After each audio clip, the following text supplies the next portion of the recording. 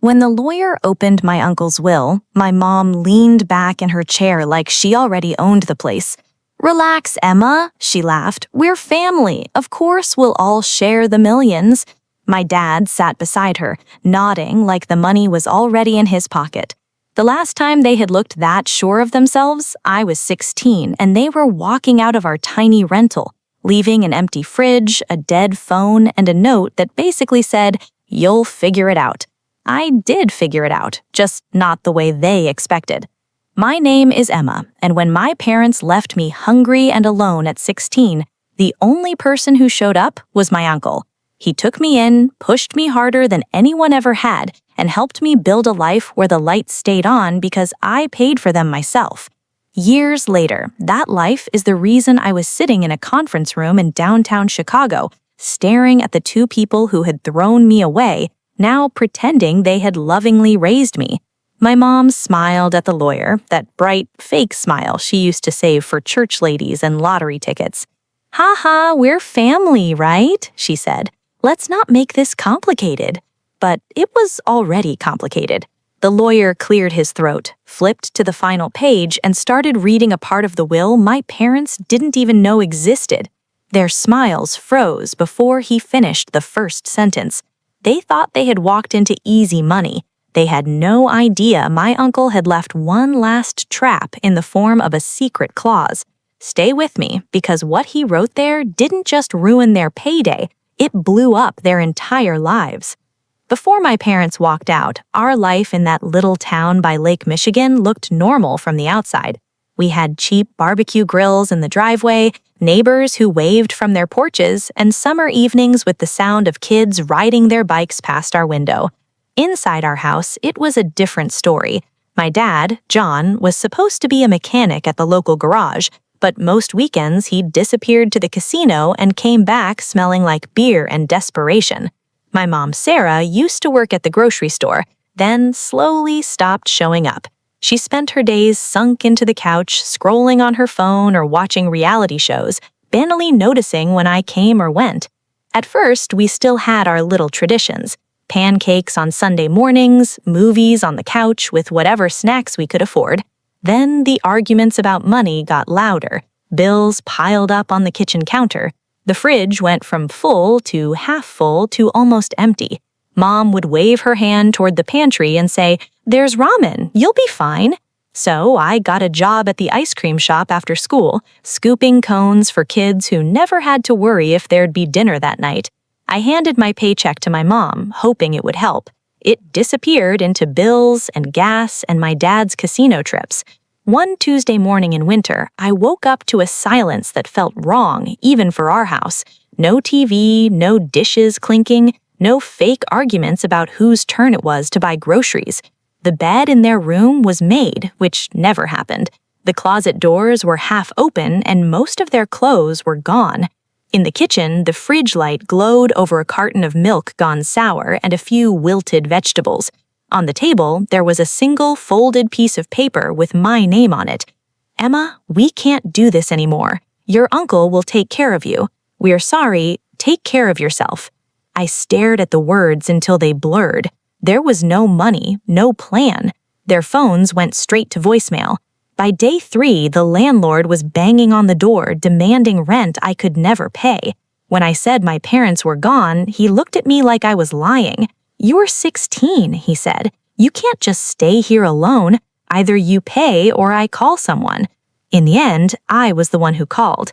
I went to the school counselor's office, hands shaking, and told her everything. Within hours, a woman from social services showed up at the apartment with a clipboard and calm eyes. She listened, took photos of the empty fridge, the note, the unpaid bills. Then she said, "We've contacted a relative. He's agreed to take you in." That was the first time I heard his name spoken like it mattered to me. Henry, my dad's older brother, the one they always called distant, obsessed with money and computers, the one they said forgot what real life looks like. When he arrived, he didn't hug me or ask how I felt. He just glanced around the apartment at the peeling paint and the sagging couch, then looked at me. "Pack what you need, anything you actually use. We're leaving today." I grabbed a duffel bag, stuffed in some clothes, my school notebooks, and the only photo I had of us from before everything fell apart. As I stepped out of that apartment and into his sleek black car, I had no idea if I was being rescued or just relocated. All I knew was that my parents were gone and a man who barely knew me had decided I was now his responsibility. Chicago didn't feel real the first time I saw it. The highway lights, the endless glass towers in the distance, the way everything moved faster than my thoughts. Henry drove in silence, his hands steady on the wheel, the car humming so quietly I could hear my own heartbeat. When we finally turned off the main road into a quiet suburb, I thought he had made a wrong turn. The houses here had manicured lawns, fresh paint, and driveways without cracks. His place looked like something from a tech magazine. Clean lines, big windows, a front door that probably cost more than our old car. Inside, everything smelled like coffee and something expensive I couldn't name. "Shoes off at the door," he said, already towing out of his. "We keep things clean here." "Okay," I muttered, clutching my duffel like a shield. He showed me a guest room that was suddenly my room, with a real bed, a desk, a closet that wasn't already full of someone else's life. "You'll start school here," he said. "But first, we're going to get some structure in place." That was Henry's favorite word, structure. Over the next few days, he laid out my new life like a project plan. Wake up at 6:30, breakfast at 7, school, homework, 1 hour every night learning something useful, his words, through some online course about coding, time management, or cybersecurity basics. Dinner at 7 sharp. No phones at the table, no staying up all night scrolling. If I broke a rule, he didn't yell, he just adjusted my privileges like he was tweaking settings on a computer. Late to dinner? No Netflix for the week. Used his work laptop without asking? Wi-Fi access only in the kitchen, in plain sight. "That's not fair," I snapped once he cut off my social media for 3 days. "Life isn't fair," he said calmly, not looking up at his email. "But actions still have consequences. I'm teaching you to control the part you can." I tried to push back. I forgot the dinner time. I pretended not to hear my alarm. I snapped at him for treating me like some employee he had to manage. He never raised his voice. He just kept rearranging the consequences until it was easier to follow the rules than fight them. Little by little, the house stopped feeling like a hotel and started feeling like something scarier, stable. On Saturdays, sometimes he took me to his office downtown. While he sat in glass-walled conference rooms talking about contracts and security audits, I sat in a corner chair with my homework, pretending not to listen. But I watched the way he worked, how he stayed quiet when other people argued, how he asked 1 or 2 questions that changed the direction of the whole meeting. On the drive home one day, I asked, "How did you know that guy was lying about those numbers?" Henry glanced at me through the rearview mirror. He looked at the table when I mentioned penalties, he said. "People who are telling the truth get annoyed when you doubt them. Liars get nervous." It was the closest thing to a life lesson he'd ever given me. One night, a few weeks after I moved in, I was sitting on my bed scrolling through old photos on my cracked phone. There weren't many, but the few we had were loaded with ghosts. My parents smiling over pancakes, my dad with his arm around me at a school play, things that felt fake now. My eyes burned and my chest got tight, and before I could stop it, the tears came. I didn't hear Henry at the door until he spoke. "Emma." I jumped and wiped my face with the back of my hand. "I'm fine," I said, automatically. He didn't argue. He just walked in, set a box of tissues on the nightstand, and sat in the desk chair across from me. He didn't ask what was wrong or tell me it would all be okay. He didn't try to fix it. He just stayed. 10 minutes, 20, long enough for the worst of the storm inside my chest to pass. When I finally looked up, he stood. "You have school tomorrow. Try to sleep. We'll talk about getting you into a better program soon. You can do more than just survive." After he left, I lay there staring at the ceiling. My parents had left me with a note and an empty fridge. Henry had given me rules, routines, and a quiet chair in the corner of my sadness. I still didn't fully trust him, but for the first time, my life had a shape. I had no idea that structure was his way of building me into someone who could stand on her own with or without him. Henry did not believe in doing the bare minimum for anything, including my education. A few weeks after I had settled into his house, he slid a thick packet across the dinner table while I ate pasta. "Placement tests," he said. "You're not staying at the local public school. You're capable of more." I wanted to roll my eyes, but when I flipped through the papers, there was a small, unexpected spark inside me. The questions were hard, but not impossible, like someone was finally expecting me to use my brain instead of just survive another day. A month later, I was walking through the glass doors of Lakeside Academy, a private school in Chicago, where the parking lot was full of SUVs and kids talked about their summer internships like it was normal. My thrift store jeans and worn backpacks stuck out immediately. In my old school, just showing up counted as effort. Here, teachers handed out project rubrics that looked like corporate reports, and students argued with them using words like data-driven and competitive advantage. My schedule was brutal. Advanced math, computer science, English lit, group projects that lasted weeks. I swallowed my pride and showed Henry my first round of grades, which were solidly average. "I'm not like these kids," I muttered. "They've had tutors since they were 5. He scanned the report card, then set it down. "Good," he said. "Now you know the gap. Data's only useful if you act on it." Instead of sympathy, he gave me structure again. We built a study schedule, hour by hour. If I wanted extra screen time or a ride somewhere, I had to show him my progress. When I nearly failed my first coding project, he didn't tell me I was smart and special. He sat me at the kitchen table with his laptop and said, "Show me your errors." We went line by line until I understood what I'd done wrong. "Failure is not a verdict," he said, closing the laptop. "It's feedback. Use it." Slowly, things shifted.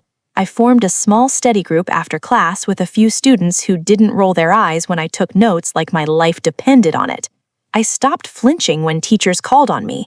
By senior year, I was near the top of my computer science class, which still felt unreal for the girl who used to do homework with the TV blasting in the background.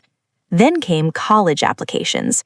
I circled safe schools on the list, places close to Chicago, where I could stay near the only stability I'd known. Henry circled names I thought were out of my league. Stanford, MIT? "You're insane," I told him. "Those schools are for geniuses or people whose parents donate buildings." "And for kids who clawed their way up from nothing," he replied. "Which category you choose is up to you." We argued. I said I didn't want to leave. He said comfort was a terrible reason to stay small. One night, after a particularly bad fight, he sat at the edge of the dining table and told me something he'd never said clearly before. My father, his brother, had once been brilliant at anything mechanical. He could have been an engineer, an inventor, Henry said. But he chose quick money, gambling, shortcuts. "I watched him waste every chance he had," Henry said quietly. "I'm not going to watch that happen twice." I applied. Months later, an email popped up on my phone while I was studying in the library. I opened it and stared. Accepted. Stanford. Full of palm trees and opportunity and a future that didn't involve looking over my shoulder for overdue bills. Henry read the letter in silence, then handed me a new laptop a week later. "Tool, not a toy," he said. "Use it to build something." College was another shock, but this time I was ready. I carried Henry's voice into every group project, every late-night hackathon, every networking event where I felt out of place. I interned at startups in Silicon Valley and learned to speak the language of investors and founders. When I graduated, offers came in from tech companies on both coasts. I turned them down. Instead, I flew back to Chicago, walked into Henry's office, and told him I wanted to work for him. "Then you're not my niece at work," he said. "You're part of the team. You'll start at the bottom and earn every step." I did. I coded, stayed late, made mistakes, fixed them, led small teams, then bigger ones. By the time I was 28, I was running major projects, helping shift our company into cloud security and AI, the kind of moves that made investors pay attention. It was a strange kind of full circle. The girl nobody wanted had become a woman listened to. I thought that meant the past was finally just a story I'd outgrown. I had no idea how quickly life was about to remind me that nothing stays stable forever. The night everything shifted started out painfully normal. I came home late from the office, still wired from a big client presentation, and found Henry at the dining table with 2 plates already set, steak and roasted vegetables cooling on white porcelain. He never waited to eat. If you were late, that was your problem. That night, he did. "You're 5 minutes behind schedule," he said, but there was no real bite to it. We ate in silence for a few minutes, the way we often did, both of us replaying our days in our heads. Then he put his fork down, folded his hands, and looked at me in a way that made my chest go tight. "Emma," he said, "I got some tests results back." I laughed once, weakly. "You go to the doctor?" He didn't smile. "Pancreatic cancer. Late stage. They can't cure it. They can only slow it down." The words felt like they belonged in someone else's life, not mine. I stared at him, waiting for him to say it was a dark joke. Henry didn't joke. "Okay," I said finally, because my brain couldn't come up with anything better. "So what do we do?" His answer was the most Henry thing he could have said. "We treat it like a project," he replied. "Limited time, clear priorities." Within days, he had a color-coded folder on the kitchen counter filled with appointment schedules, treatment options, and research articles. I sat beside him in hospital waiting rooms while he read through documents like they were contracts, asking doctors pointed questions about risk and reward. Chemo days became part of our new schedule. I drove him to one of the top cancer centers in Chicago, kept a notebook of symptoms and side effects, and argued with insurance reps on the phone when they tried to deny coverage for something his doctors said he needed. At home, I shifted his diet, learned how to cook food he could actually tolerate, and kept track of his meds like they were production servers I couldn't let fail. At work, the shift was even bigger. Henry started handing me responsibilities he had always kept for himself. First, it was a few client meetings he was too tired to attend. Then it was entire projects. Then budget approvals. Then strategy calls with investors. "You're already doing the work," he told me one afternoon as we sat in his office, the city skyline glowing behind him. "We might as well make it official." He reminded me of something that had happened years earlier when I had just turned 18. He had taken me to the courthouse on a gray Monday with no explanation, handed me a pen, and signed a stack of papers that legally made him my adoptive father. "You're not an extra mouth to feed," he said. "You're my responsibility. This just matches the paperwork to reality." Now facing the kind of timeline no one wants, he was doing the same thing with the business and everything else, matching the paperwork to reality. "The company will be fine in your hands," he said. "You understand how it works and why it works. That's more than I can say for half the people in this building." His body got weaker, but his brain stayed sharp for longer than I expected. Some nights he would sit in his recliner with a blanket over his legs, laptop open, listening while I walked him through quarterly numbers and staffing plans. Other nights he would close the laptop and ask me about things he had never had time for before. "Are you happy here?" he asked once. "Not with the company, with your life." I thought about the girl in the empty apartment with the rotten milk and the note on the table. "Yeah," I said, "I am. Because of you." A small, tired smile touched his mouth. "Good, then I didn't screw it up completely." 10 months after that first conversation at the dining table, Henry died at home just like he wanted. No machines, no hospital room, just the quiet hum of the house and my hand holding his. The funeral was small and efficient like Henry himself. A few relatives I barely knew, a lot of coworkers and clients with polished shoes and red eyes. People told stories about his toughness, his discipline, the way he could stare at a contract and see the one line no one else noticed. When it was my turn to speak, I didn't talk about business. I talked about a man who walked into a failing life and refused to let it fail. About pancakes replaced by structure, chaos replaced by plans, survival replaced by purpose. After everyone left, I stood alone by the grave for a long time, my breath clouding in the cold air. The person my parents called cold and distant had been the only one who showed up. A few weeks later, when the rawest edge of the grief had dulled into something heavy and constant, the phone rang in my office.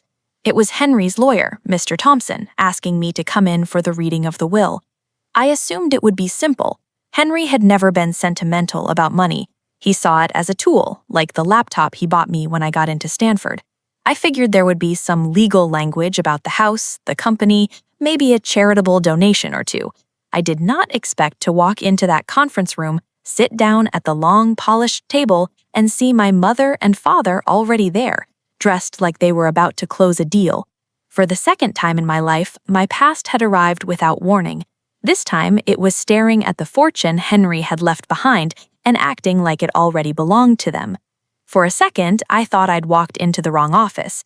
My mother was sitting at the long conference table in a navy dress she definitely hadn't bought at our old discount mall, her hair smoothed back, makeup done like she was going on TV. My father wore a gray suit that didn't quite fit, but he tugged at the cuffs like he was used to it. They both turned when I came in. "Emma," my mom said, loud and bright like we met for brunch every week, "you look successful." My dad gave a little awkward laugh. "We're so proud of you, kiddo." Proud. The word tasted sour. Mr. Thompson, the lawyer, motioned for me to sit. I took a chair on the opposite side of the table from them. The thick folder in front of him had Henry's name on the tab. My mother leaned back, looking around the polished room, then at me. "You must be so overwhelmed," she said, voice dripping with fake sympathy. "It's a lot. The house, the company, all the— what did you call it?" She glanced at my father. "Assets," he supplied, nodding. "Yeah, the assets." She smiled at me like we were co-conspirators. "Don't worry, we're family. We'll figure it out together. We'll all share the millions." Right there it was. No warm-up, no apology, not even a real hello, just straight to the money. Mr. Thompson adjusted his glasses, his face neutral. "If everyone is ready, I'll begin." He read through the boring parts first. Henry's full name, the dates, the legal language about capacity and intent. My parents barely listened. They were waiting for the numbers. When he finally got there, the room shifted. The primary residence, the lake house, various investment accounts, and then the big one, 80% of the shares in the cybersecurity company Henry had built from scratch, which the valuation summary put well into the tens of millions. My parents' eyes grew round, then greedy. "And all of that," Mr. Thompson said, "is left to Emma Harper in full." The silence that followed was almost funny. My mother blinked, catching up. My father frowned like he'd misheard. "I'm sorry," my dad said finally. "All of it? That can't be right. We're his family." My mother recovered faster, leaning forward, folding her hands. "We don't want to be difficult," she said, "but obviously we're going to be involved. We should manage this together. She's still young, handling millions, requires guidance." That word made something in me snap. "Guidance?" I repeated. "Is that what you call walking out when I was 16 and leaving me with a rotten carton of milk and a note?" My mother's smile twitched, but she kept it plastered on. "We were struggling," she said quickly. "We knew your uncle would help. We did what was best for you." Mr. Thompson cleared his throat softly, drawing the focus back to him. "There are some additional provisions Mr. Harper insisted I address if the situation occurred." That got their attention. "What situation?" my dad demanded. The lawyer opened a second folder, thinner but somehow heavier. "First," he said, looking directly at them, 9 years ago, when Emma turned 18, Mr. Harper formally adopted her. Legally, she is his daughter, his sole heir." He let that sit for a moment. "You are, in the eyes of the law, her biological parents, but you have no automatic claim to his estate. You are not his dependent, nor are you named anywhere as beneficiaries." My father's face flushed red. "He stole our kid," he snapped. "We never agreed to that." Mr. Thompson pulled out a document and slid it across the table toward them. "You signed the consent forms," he said evenly. "I have your signatures on file. You received a copy at the time." My mother's eyes flicked over the paper, then she shoved it back. "We didn't understand what we were signing. We thought it was temporary guardianship." "It was not," the lawyer replied, "and even if it were, your actions afterward made the court's decision quite simple." He opened another file, this one full of printed emails. "Mr. Harper also asked that if necessary, I disclose the communications he received from you over the years, requests for money, threats to show up at his office, demands that he share what he owed you or you, and I tell everyone what kind of person he really is." As he read the line, my mother shot to her feet. "Those were private," she snapped. "You can't just—" I can, he cut in calmly, because Mr. Harper anticipated you might come back exactly like this. Which brings us to the final clause of his will. My parents both froze like animals sensing a trap, but too late to get away. Mr. Thompson folded his hands. In the event that any party with legal standing attempts to contest this will or otherwise challenge the distribution of assets in court, the entirety of the estate, every house, every account, every share of stock, will be liquidated and transferred to the Harper Children's Oncology Fund, a charitable foundation for pediatric cancer patients. In plain English, if anyone tries to sue for a piece of this, no one keeps any of it, not even Emma. The money goes to sick children instead. For a second, no one breathed. Then my father let out a short, harsh laugh. He can't do that, he said. That's insane. He can, Mr. Thompson replied, and he did. The clause has been reviewed. It is legally sound. My mother turned to me, her fake smile gone, eyes sharp. You wouldn't let that happen, she said, her voice low and urgent. You wouldn't risk everything just to keep it from your own parents. I looked at her. Really? You lost me a long time ago, I said quietly. Henry made sure you couldn't take what he built, too. She slammed her hand on the table. We raised you, she hissed. We changed your diapers. We sacrificed for you. We deserve something, a few million at least. The entitlement in her voice almost made me laugh. You left me with 37 cents in my bank account and a landlord ready to throw me out. You didn't just walk away, you made sure there was nothing left. Mr. Thompson closed the folder with a soft thud. There is nothing for you here, he said to them. You are not beneficiaries, you have no claim, and if you attempt to create one, you risk depriving Emma and every other intended recipient of this estate. That was Mr. Harper's express intent. My father pushed his chair back so hard it screeched. We'll see about that, he snapped. We'll get our own lawyer. This isn't over. My mother stood too, pointing a shaking finger at me. You'll regret siding with him over your own blood, she spat. You can't cut us out forever. We're family. You only remember that word when there's money around. Funny coincidence. Mr. Thompson pressed a discreet button under the edge of the table. Moments later, a building security guard appeared at the door, tall and impassive. Is everything all right, sir? He asked. Yes, Mr. Thompson said, but our meeting is concluded. Please escort our guests out. Watching my parents get walked out of that glass office, sputtering threats and half-finished sentences while the receptionist and a couple of junior associates looked on, was the first time I truly understood what Henry had done for me. He hadn't just left me money, he'd built a firewall around my life and coded a nuclear option into his will, so their greed could never break through. Of course, they didn't give up.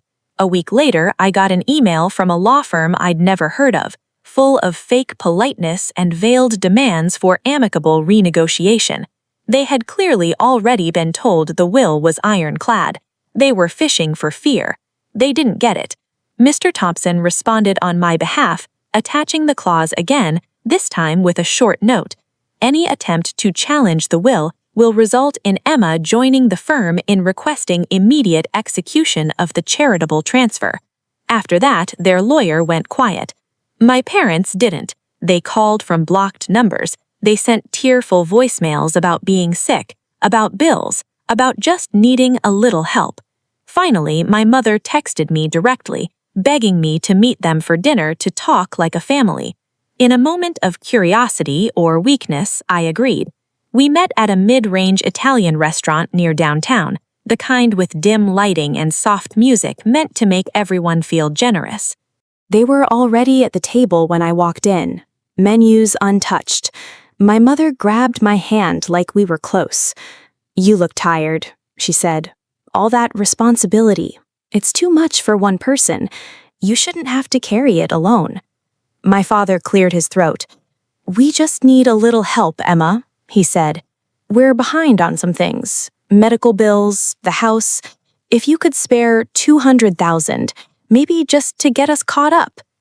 You demanded millions in that office, I said, sliding into my seat. 200,000 sounds like a discount. My mother winced. We were emotional, she said.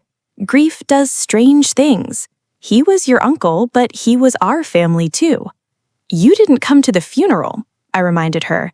She didn't answer.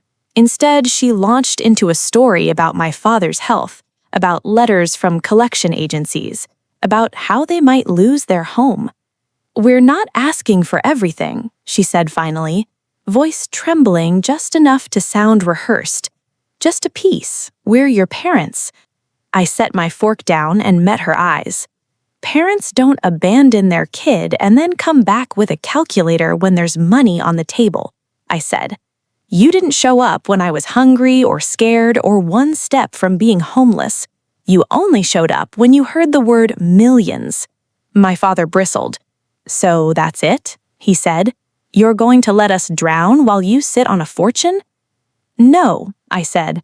I'm going to let you live with the consequences of your choices, the way you forced me to live with mine.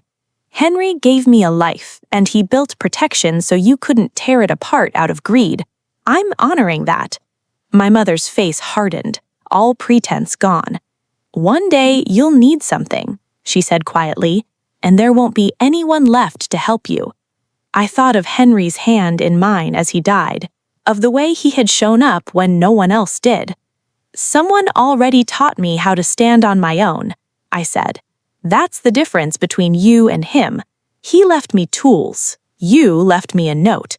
I stood up, dropped enough cash on the table to cover my meal, and walked out before they could say anything else. Behind me, their voices rose, then faded into the restaurant noise. I didn't look back. I thought that would be the end of it.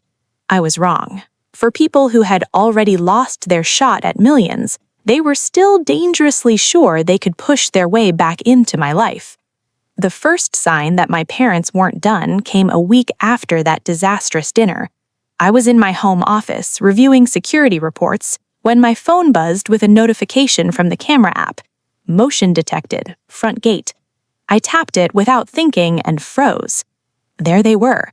My mother in a cheap jacket over that same navy dress, my father in the same wrinkled suit, both standing at my gate like they owned the driveway. I watched them on my screen as they punched in the gate code I'd already changed, frowned when it didn't work, then simply waited until another car pulled in and slipped through behind it. You've got to be kidding me, I muttered. I switched to the other cameras. They walked up the path, my mother's smile already plastered on, my father looking around like he was inspecting property he planned to sell. By the time they rang the doorbell, I was already hitting record.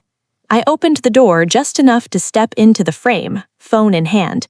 You're violating the restraining order, I said calmly. You shouldn't be within 500 feet of me or this house. My mother laughed like I'd told a joke. Oh, come on, Emma, she said.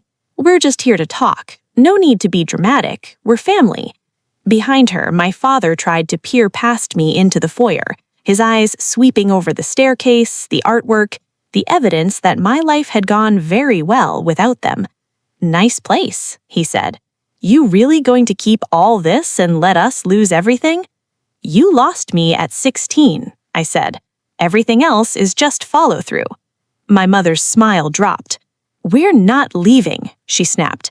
Not until you listen, not until you help. Then this is going to get worse for you, I said. I held up my phone so the screen with the camera feed was visible. You see that little red light? That means this is being recorded. Every word, every step past the property line. I stepped back and closed the door. My hands were shaking, but not from fear. I opened the security app, saved the clip, and called the police. When the officers arrived, my parents were still in the front yard, arguing with the stone lions by the steps. I watched from the window as the officers approached, spoke to them, then came to my door. I showed them the restraining order, the video of my parents slipping through the gate, the timestamps. It was all very simple after that.